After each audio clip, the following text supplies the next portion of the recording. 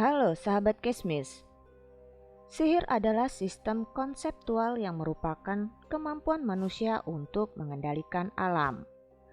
Bisa mengendalikan kejadian, objek, orang, dan fenomena fisik melalui mistik, paranormal, atau supranatural. Dalam banyak kebudayaan, sihir berada di bawah tekanan. Biasanya bertentangan dengan ilmu pengetahuan dan agama. Berikut ini ciri-ciri orang yang terkena gangguan sihir adalah sebagai berikut. Nah, sebelum kita melanjutkan video ini, jangan lupa untuk klik tombol like, subscribe, dan aktifkan tombol lonceng notifikasinya agar kalian tidak ketinggalan cerita misteri dari channel Kismis. 5 ciri-ciri orang terindikasi sihir dan gangguan setan. Number 1. Sering mimpi buruk. Mimpi buruk terus menghampiri saat tidur bisa jadi merupakan indikasi adanya sihir atau gangguan dari setan. Biasanya di dalam mimpi buruk itu akan terlihat adanya binatang atau kuburan. Seringkali mimpi buruk dan paling sering dalam mimpi buruk ini melihat binatang atau kuburan yang membuat dia ketakutan dalam mimpinya. Kedatangan mimpi buruk yang merupakan ciri orang terkena sihir atau gangguan setan biasanya diiringi dengan igauan dan gigi yang terus-terusan bergemeletuk. Kadang dia juga menyerang orang yang berusaha membangunkannya.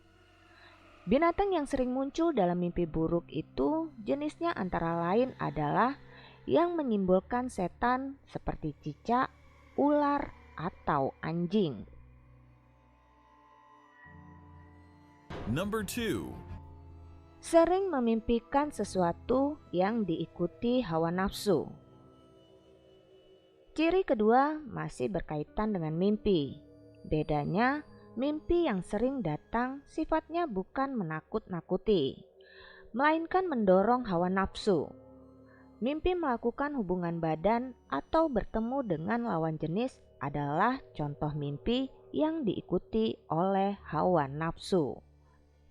Meskipun mimpi berhubungan badan dan bertemu dengan lawan jenis adalah hal yang wajar terjadi, jika terlalu sering, maka ada kemungkinan mimpi itu adalah ciri terkena sihir atau gangguan setan. Dalam mimpi seperti itu, bisa saja orang yang terkena sihir atau gangguan setan didorong untuk memiliki hawa nafsu kepada sosok yang sebenarnya adalah jin. Number 3. Sering was-was atau ketakutan saat sedang sendirian. Ciri ketiga dari orang yang terindikasi terkena sihir atau gangguan setan adalah sering merasa was-was atau ketakutan ketika sedang sendirian.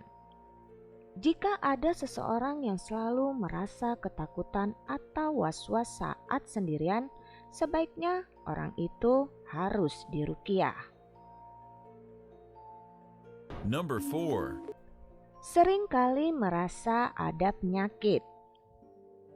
Orang yang terlalu paranoid akan adanya penyakit pada diri sampai menimbulkan sesuatu yang sifatnya psikosomatis bisa jadi merupakan ciri orang yang terkena sihir atau gangguan setan.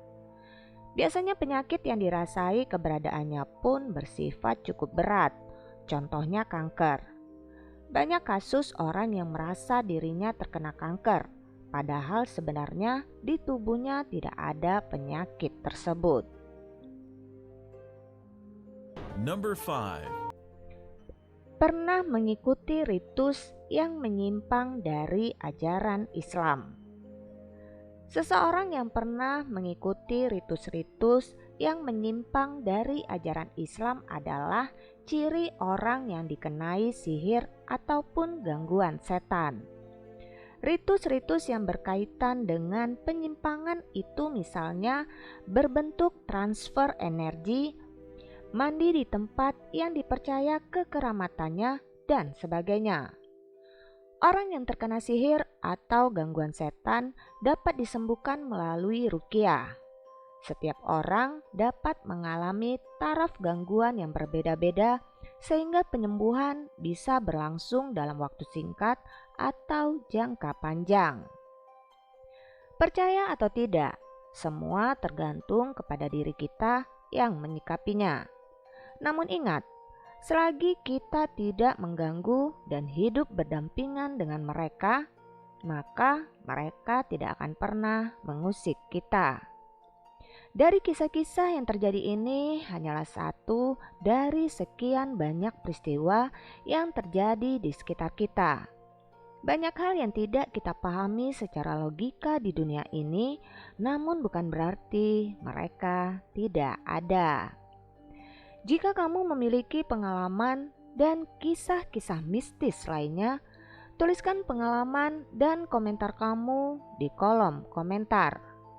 Salam Kismis.